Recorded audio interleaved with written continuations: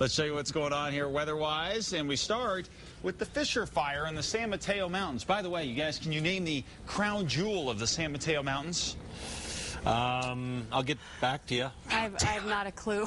Mount Taylor. Oh. Yeah. There we go. Huh? Yeah, you don't that makes usually think sense. of that. Everybody says, well, Mount Taylor's kind of out there west of Albuquerque, and it's not officially the crown jewel.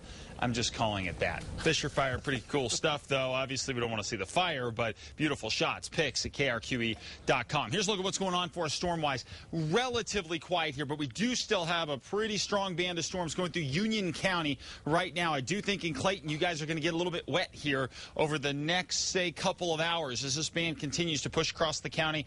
Down farther to the south, across southeastern New Mexico, some spot storms out there around Artesia, Lake Arthur, Hagerman, and seen a few sprinkles from time to time. Queen, New Mexico, earlier today got up to 2 inches of rain. So there have been a couple select spots that have gotten pretty wet. Temperatures right now 70s and 80s for us off to the north, including 85 right here in the Albuquerque area, 86 in Carlsbad, 87 in Roswell, and for the most part high 80s, low 90s across southwestern New Mexico. You'll notice, especially if you compare it to what we had yesterday, not nearly the storm coverage out there, and that all has to do with where high pressure is sitting for us. It is developing to our west now, and that is not a great scenario because when it does develop to our west, we tend to push that air down from the north and west, and that doesn't really usually pack much moisture for us.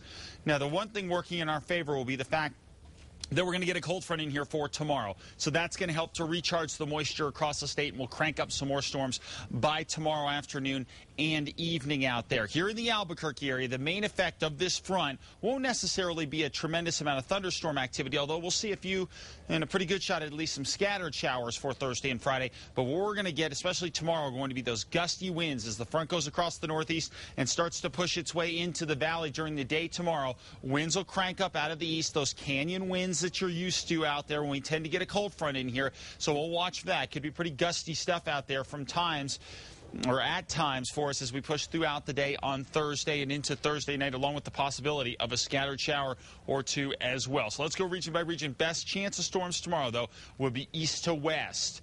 And there it is across the northwest. You can see 70s, 80s, and 90s.